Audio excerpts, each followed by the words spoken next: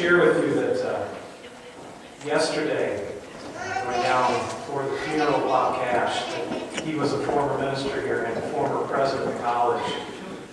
I learned so much about him, and for those of you that remember him and knew him, were here when he was here, or his life touched you.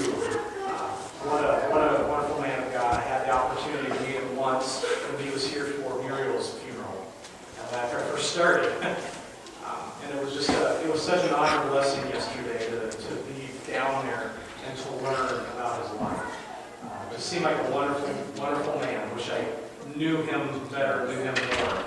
I was just thankful to hear the stories yesterday of all he did. And Eagle Lake was brought up several times, and there were pictures and things shared. So I just wanted to share that with you. It was just a touching time yesterday. I'd never been to a 2-hour funeral, but it just went by like that. I looked at the clock, I said, 2 hours? Are you kidding? It didn't even seem that long. But it was just music and the message and people sharing. It was just absolutely wonderful. So I want to share that with you this morning. You know, we all have intentions in our lives, don't we? You're not a human being if you never have intentions to do things. We all have intentions to do one thing or another. We intend to do some things, and we really try to follow through with these things that we intend to do. We say, well, I intend to do that, or I'm going to do that, almost like we kind of make a mini promise, so to speak, that we really intend to do. I'm going to do that, I'm going to get to that, I'm going to do that. And what happens many times to us is that it falls through. We fail. We fail because we forget, or our mood changes. We'll figure that our mood will never change. I don't feel like doing that now. You know, we kind of live in a society, in a world where people don't follow through with commitments, and you know that's not good. It's not good to commit to something and then not follow through. Now, granted, there's things that come up that prevent you. That's understandable. There's just some things that come up that are legitimate excuses that I couldn't do this because this was more important. Those times are excusable. But sometimes we take too much advantage of things and, well, I just don't feel like doing that. We have intentions and we don't follow through with them. We're all guilty of that. We all have good intentions that never amount to anything for one reason or another. It happens to all of us. Everybody sitting in this room today has had an intention and failed to meet it. We have. We're human beings. We fall into this. Often we say to people, I'll never do that. I'll never act that way. I'll never go there. I'll never be caught with that group of people. You'll never get me to do anything like that. And I cringe when people say that, and I cringe when I say that. Because I think, oh, don't say you're so sure of that, because you don't know how strong you are. The list could go on and on of the things that we say we'll never do. And in light of that thought of never, I'd like to share a short video clip with you.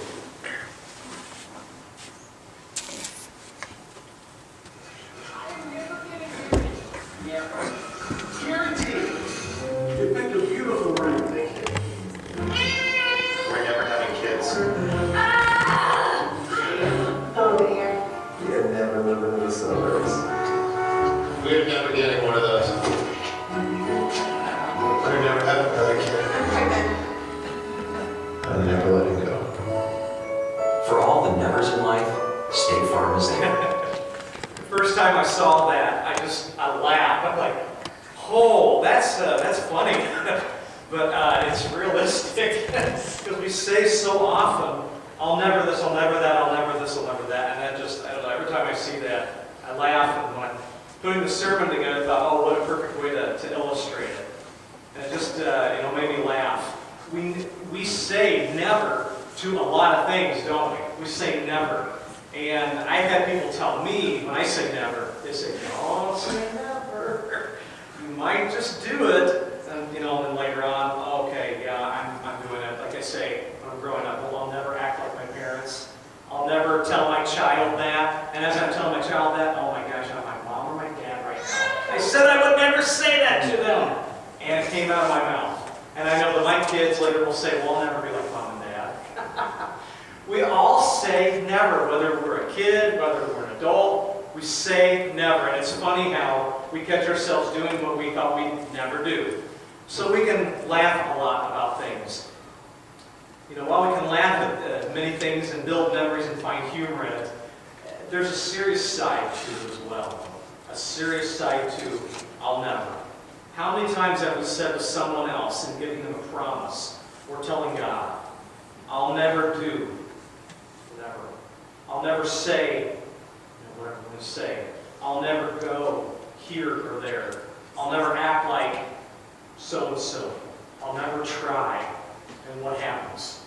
Our intention fails. It falls through. We find ourselves somewhere doing something we never thought we would do.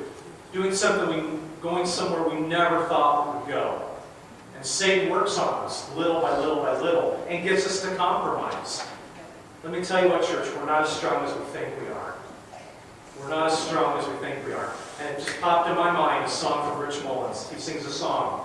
I didn't think about it until just this moment. And I think it's called We're Not As Strong As We Think We Are. I think that's actually the title of it. Go home, look it up on YouTube, and listen to the song. It's a fantastic song. Just talking about these different things in life we say, oh, we're not going to do this, we're going to do this. We're not as strong as we like to think we are we? We say, oh, we're strong, we can handle that, we're not going to do that, we're not going to get involved in that. The intention is there, but what happens? We get compromised, we follow the enemy, we fall flat on our face. We fail. We don't want to. Our intentions are very good and they're very strong. None of us ever intend to do something that's going to go against God's desire for our life. We don't get up and go, all right, God, today I'm going to turn from you, I'm going to hurt you, I'm going to deny you, I'm going to turn away from you. I've never heard anybody say that, unless they're downright angry at God. But we don't get up and have that as a prayer in the morning. I hope you don't. If you do, we need to talk. But nobody gets up and shakes their fist at God and says, I'm going to turn from you today. We don't intend to do that. But through compromises and through decisions we make, through our own strength, through our own perspectives and ideas, the way we think things should be done, we fall apart. We fail. We start out with great intentions. We start out wonderfully, but then reality sets in and we completely fall apart. When the true test of faith comes.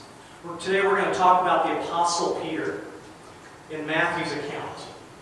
And we're all very familiar with this scenario where he approaches the disciples, the apostles, and he says, you're going to fall away on account of me. You're going to fall away. And Jesus is setting this up. You're going to deny me.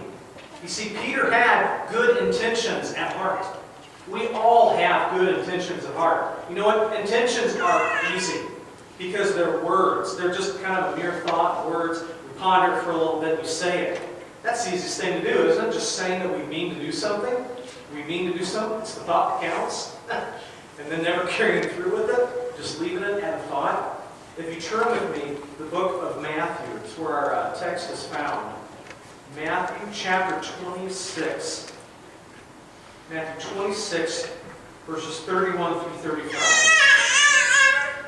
Jesus predicts Peter's denial. Then Jesus told them, this very night, you will all fall away on account of me, for it is written, I will strike the shepherd, and the sheep of the flock will be scattered. But after I have risen, I will go ahead of you into Galilee. Peter replied, even if all fall away on account of you, I never will.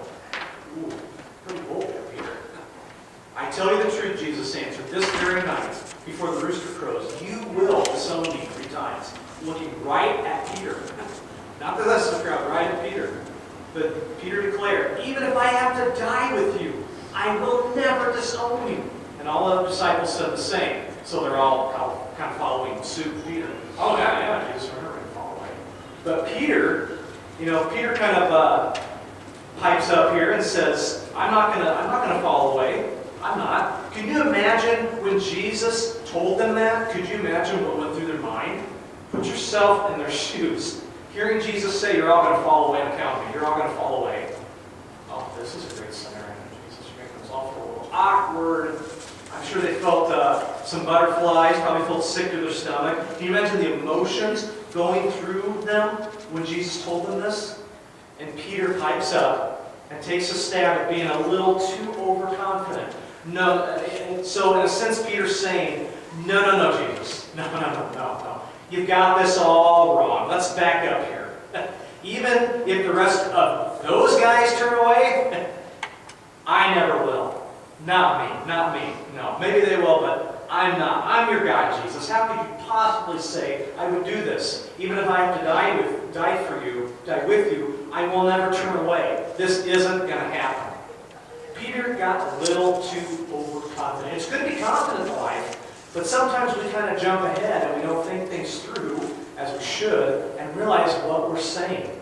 We don't know what the future holds. Sometimes we get a little too far out there. We get a little too confident of ourselves. We jump ahead too far.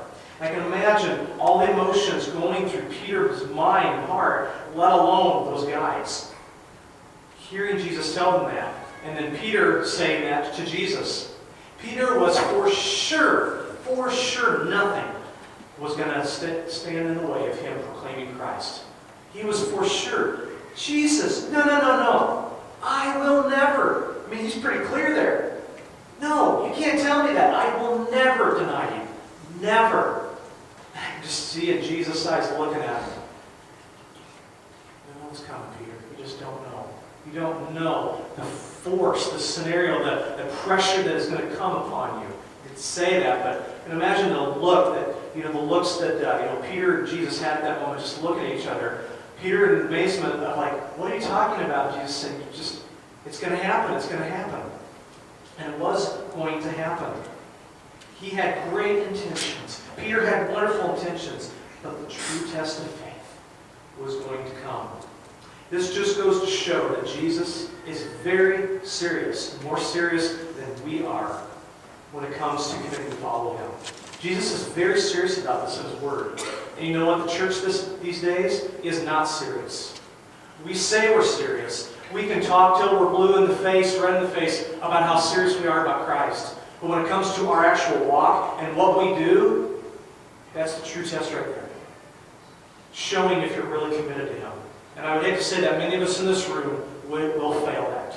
Because we're not as committed as we think we are. We're not as strong as we think we are. We will fail. And it's not to try to bring it down or to this message, but to say it's serious when Jesus says, are you going to follow me? Are you going to follow me? Do you know what that costs? You have to be ready for anything. You have good intentions, but don't get too confident, because the world is a hard place. You see, Jesus isn't into hearing a great statement of intention. He's not interested in how we think things will go when we're truly tested. He doesn't care how much of a case that we lay out before him beforehand, trying to prove with our words, as Peter did, I'll never deny you. He's not so much interested in that. He loves that thought in our heart. But what's most important is when the true test comes, that we follow through in it no matter what. That's what he wants. More than anything. Words, they're cheap. They really are. Unless we're going to follow through with them. And we never know what is going to come down our path in life. What is most important is when our intentions come to full fruition. When we really get under the test, we get put in the fire. Just like Shadrach, Meshach, and Abednego got thrown in the furnace. And they stood the test. Didn't they? They didn't care. They stood for the Lord. How many of us would have said, okay, there's a furnace that came out here, and just bolted? Many of us probably would have, because we would feel the heat. Oh, this is just getting too intense. I can't do it. And we lose our trust in God to carry us through. We all fail. We fail in our allegiance to the Lord. You see, Peter was about to be engaged in a spiritual battle and a test of his complete allegiance to Christ. He was about to be fully tested to see if he would really take the stand for Christ when it meant that his life was on the line. When we are engaged in a spiritual battle every day, as Peter was, what we do when we're asked about our allegiance to God is key. Are we going to be strong? What will we do when the choice comes down to whether we will go against the flow or go against the flow or take the crowd and go along with the crowd. And Matthew's gospel says, the wide road is the most popular, the narrow road is the less popular. Oh, but I want to go along with everybody else. It's just so much easier. Yeah, it is easier. It is very easy. You don't have to, not much thought to it. Just go along with the rest of the crowd. It's easy to do. It's harder to stay in tune with God and to have allegiance to Him. It's a spiritual battle that we all go through. And Paul tells the church in Ephesus, if you turn with me to Ephesians chapter 6. Ephesians chapter 6, verses 10 through 13. The armor of God. Paul talks to us about the armor of God, which is very important. Verses 10 through 13. Finally, be strong in the Lord and His mighty power. Put on the full armor of God, so that you can take your stand against the devil's schemes. For our struggle is not against flesh and blood, but against the rulers, against the authorities, against the powers of this dark world, and against the spiritual forces of evil in heavenly realms. Therefore, put on the full armor of God, so that when the day of evil comes, you may be able to stand your ground, and after you have done everything, to stand. Standing firm for God, no matter what. Being firm and acting on those intentions. Just like Peter and the rest of the men, we have great intentions, but that's just a small part of the battle. Small, very, very small. When the true test of fire comes, that's when it means the absolute most. That's when it really means a lot. When it gets hard, when it gets tough, when the fire hits us and we feel like we're going to get burned. That's when we just keep pushing. And intentions, they're easy to spout off and to guarantee, oh, I'm not going to do that, I'm never going to do that, that's never going to happen to me. Very, very easy. The real battle comes when we're faced with the ultimate question of courage and bravery. Are we going to stand up?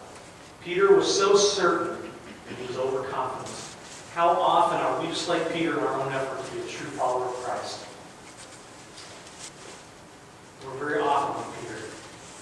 If we're honest, we're very much like Peter. We're often too confident in our own strength. We think we can do it. We think we got it handled. We think we can do it right.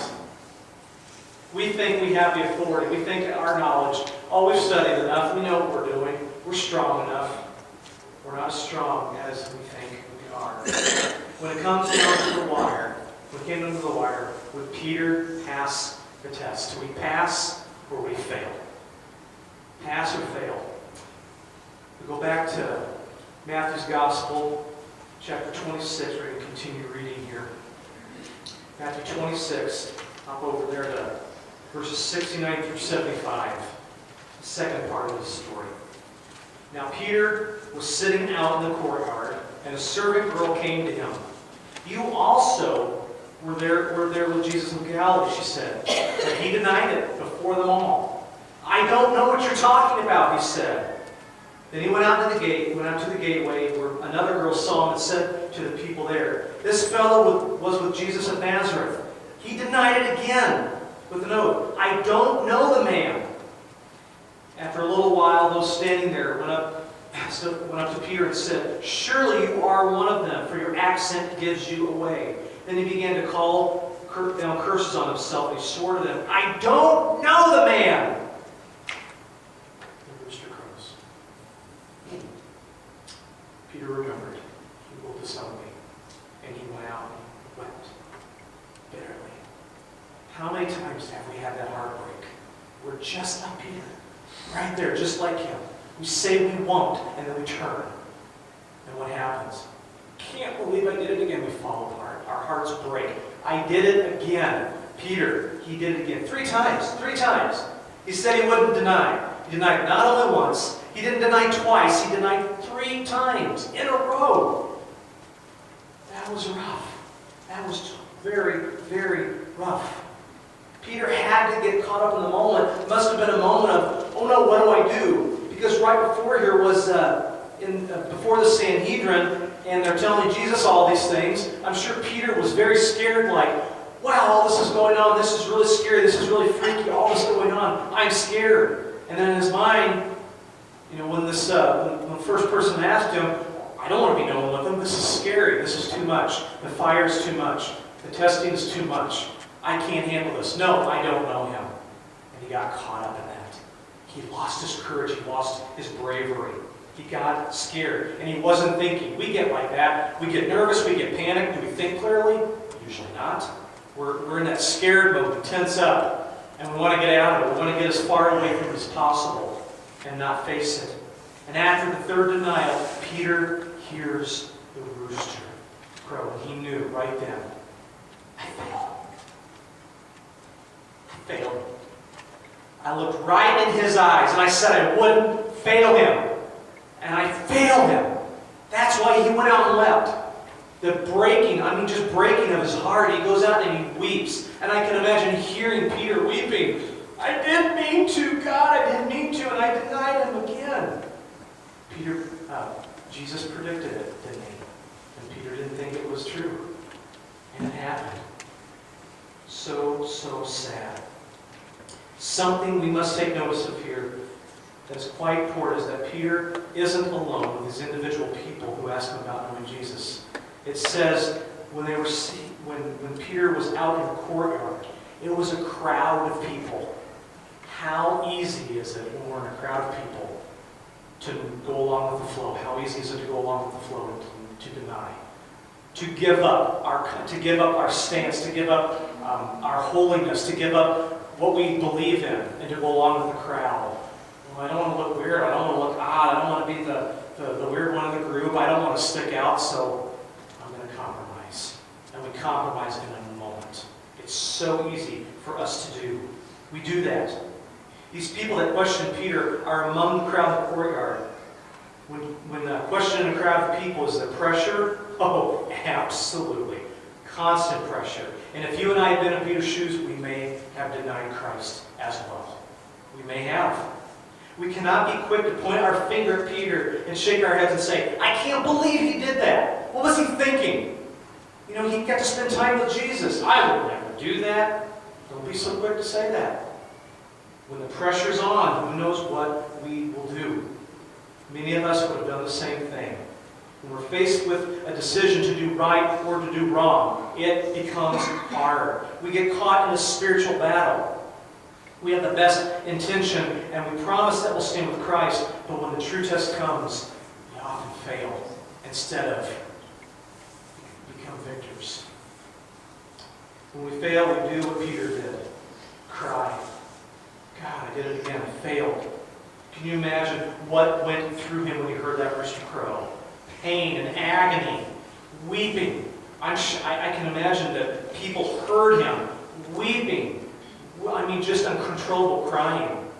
And if you had that in your life and you learn that a friend or a family member passed away and it just grieves you so badly that all you can do is just bawl your eyes out. I can see Peter doing that because he just failed Jesus. And not only failed him, but was told he was going to fail him. And then Peter said, I won't. He says, yeah, you're going to. And he didn't believe him. He failed. Not once, not twice, but 3 times. Many of us have heard the rooster crow in our lives as well, haven't we? We've heard that rooster crow because we failed him. What's amazing is the story doesn't end there. What's amazing is that God forgives and reinstates. That's the story of the kingdom of God. That's what this is all about. Yes, we fall down, we fall apart. Adam and Eve fell apart in the beginning. But God does restore. He sent Jesus Christ to help us be restored. And Jesus does forgive and restore Peter. That's the best part of all of this. It doesn't say, well, Peter, you're no good, you're lousy, you're a loser, get out of my face. Can you imagine Jesus saying that? I don't think so. But I'm sure Peter probably felt like that. Great. Jesus is just going to tell me, get lost. I don't want to know you. I don't want to be around you. I told you you'd fail me. You said you wouldn't. You did. Get out of my sight. Jesus is a Lord of love, and a Lord of compassion, Lord of forgiveness. You turn with me to the Gospel of John, chapter 21. John chapter 21, verses 15 through 19. When they had finished eating, Jesus said to Simon Peter, "Simon, son of John, do you truly love me more than these?" "Yes, Lord," he said. "You know that I love you." Jesus said, "Feed my lambs." Again, Jesus said, "Simon, son of John, do you truly love me?" He answered, "Yes, Lord, you know that I love you." Jesus said, "Take care of my sheep." The third time he said to him, "Simon, son of John, do you love me?" Peter was hurt because Jesus asked him the third time, "Do you love me?" He said, "Lord, you know all things. You know that I love you." Jesus said, "Feed my sheep. I tell you the truth. When you were younger, you dressed yourself and went where you wanted. But when you were old, you will stretch out your hand, and someone else will dress you and lead you where you do not want to go." Jesus said this to indicate the kind of death by which Peter would glorify God. He said to him, "Follow me." Jesus reinstated Peter. He didn't leave him in the dust. He didn't leave him for himself. He encouraged Peter. Even though Peter turned on him and denied him, Jesus forgives him. That's awesome. And that's the story throughout Scripture. That we mess up, people mess up, but we have a Lord that forgives. And that's awesome. You know what? We don't deserve it. We deserve what's down south. We deserve the pit of hell.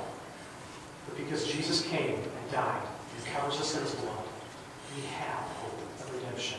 Amen. And that's an awesome story. Awesome. Not just this story of Peter, but every story we read where people are redeemed because they've been forgiven. It's an awesome story. Following is so difficult to do. It is. And it's especially difficult in a crowd and being associated with Jesus because we're going to be picked on, we're going to be spat upon, we're going to be ridiculed, made fun of. And everything in us wants to, well, maybe I don't have to say what I was going to say. Maybe and we start compromising. We start not saying what we're supposed to instead of being bold. We need to be bold. I found so much in my own life that there's times when I think I'm going to be bold, stand up for Christ, no matter what, and then I clam up and I rationalize. It breaks my heart when I do that. I've done that many, many times. I still do it. It doesn't matter who you are, whether you're a minister, whether you're in another job, doesn't matter. You're a child of God. We have times in life where we deny him and we compromise our faith. We don't stand strong when we blow it. But God is a God who forgives people who blow up. And we all do it. Thank God he forgives us, right? I'm so thankful for that. Because I blow up a lot. I mess up a lot, a whole lot. And so do all of us. It's easy to state our intention of being a follower, but it's a whole new perspective when we're actually put through the fire testing. Will we remain true and devoted to him? It's more than having good intentions, about being a true follower. The question that I want to close with today and leave you with is this. Will we be faithful to Christ, even when reality stares us in the face? Would you pray with me?